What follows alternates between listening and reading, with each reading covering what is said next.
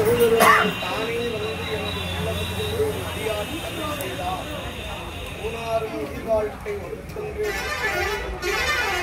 இந்த ஊனையும் உயிரையும் வேறு செய்தார் வரலாறு காட்டுகிறார்கள். அப்படி இத்தனை நாளும் நாம் இந்த ஊனுக்காக நாம் வாழ்ந்திருந்தாலும் கூட உயிரை பற்றி இருக்கக்கூடிய நிலையை இந்த அபிடேகத்தின் மூலியமாக அலங்காரத்தின் மூலியமாக உன்னை சிங்காரித்து உனதழகு பாராமல் என்னை சிங்காரித்து இடர்பட்டேன் சொக்கநாதா என்று ஆளவாய் அண்ணலிலிருந்து வந்து நமக்கெல்லாம் 108 விதமான அபிடேக பொருட்களையும் கொண்டு வந்து பழமலை நாதருடைய பெருங்கருணையினாலே அட்டலிங்கத்திற்கும் இந்திரன் போல நீங்கள் வாழுங்கள். அக்னியினுடைய வாழ்வில் என்றும் நமக்கு குறைவின்றி நிறைவாக இருக்கும். யமனுடைய வேதனை இருக்காது. அதுபோல இறுதி என்று சொல்லக்கூடிய உயர்ந்த நிலையிலே என்றும் இருக்க வேண்டும். எப்பொழுதெல்லாம் நமக்கு நீரின்றி அமையாது உலகு நல்லோர் ஒருவரை பொருட்டு அவர் பொருட்டு எல்லோருக்கும்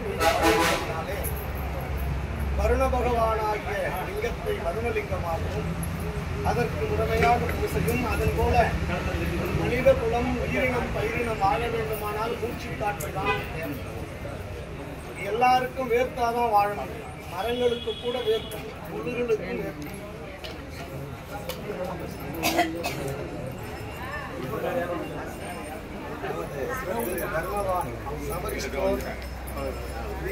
தர்மத்தை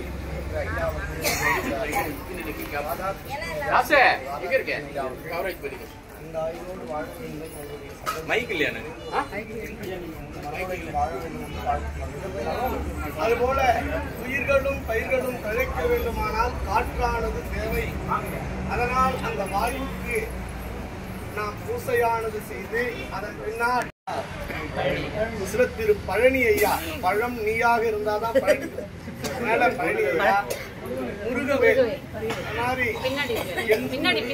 எதிலும் முருகவேலாக இருந்து இறைவன் கருணையினோடு 8 லிங்கத்தையும் ஆட்சியாக கொண்ட பழமலைநாதரையும் ஒவ்வொரு மாதமும் பௌர்ணமியிலே பலம் வருகிறது. அமாவாசையில் வருவது இறந்தவர்களுக்கு முன்னோர்களுக்கு நாம் செய்கின்ற கடன். பௌர்ணமியிலே வருவதுதான் இந்த ஆன்மாவுக்கானது, நம் சந்ததியர்களுக்கானது என்று அருணாச்சல புராணம் மிக தெளிவாக கூறுகிறது. அதனால் அதைத்தான் நம் பழமலைநாதர் மூவா முனிவரும் வணங்கும் கோயில் முதுகுன்றே என்பார். அதனால் மூவா முனிவரும் சித்தரும் யோகியும் தவசிகளும் வந்து நம்மளுடைய என்ன பண்றாங்க, முதுகுன்று திருமானை வணங்கிக் கொண்டிருக்கிறார்கள். அதனால் அப்படியாப்பட்ட மண்ணிலே இப்படியெல்லாம் நீங்கள் திருவாரூரில் பிறக்கவும், காஞ்சியில் வாழவும், தில்லையை தரிசிக்கவும், திருவண்ணாமலை நினைக்கவும், காசியில் இறக்கவும், ஆளவா என்கின்ற மதுரை என்பதை பேர சொல்லவும், திருச்செந்தூரில் பேர சொன்னால் என்ன ஒரு நன்மையோ அது எல்லாம் ஒரு சேர நம் முதுகுன்ற பெருமான் அருளாட்சி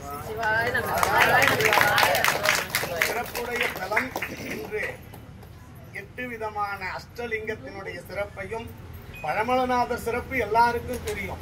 ஆனால் இந்த 8 லிங்கத்தையும் நீங்க அடியார் பெருமக்கள் ஒவ்வொரு அடியார்கள் ஒவ்வொரு நாளைக்கு நாம 10 திருக்கூட்டம் இருக்கிறோம்னா ஒரு திருக்கூட்டம் ஒரு வாரத்துக்கு நம்மளுடைய இந்திரலிங்கத்தை எடுத்துக்கணும்.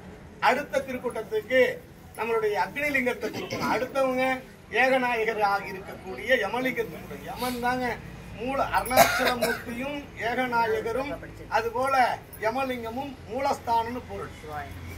மூலஸ்தானம் என்றால் யமலிங்கமும் அங்க அருணாச்சலத்துல இருக்கக்கூடிய அண்ணாமலையாரும் யமலிங்கமும் ஒரே மாதிரி இருப்பாங்க.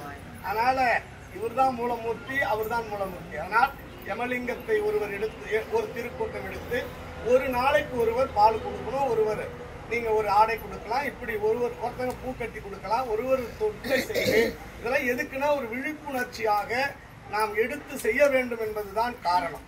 அதனால அப்படியாப்பட்ட அடியார்கள் மேன்மை பொருந்தி அடியார்களாக இங்கெல்லாம் வீற்றிருக்கிறீர்கள். ஐயா பெரிய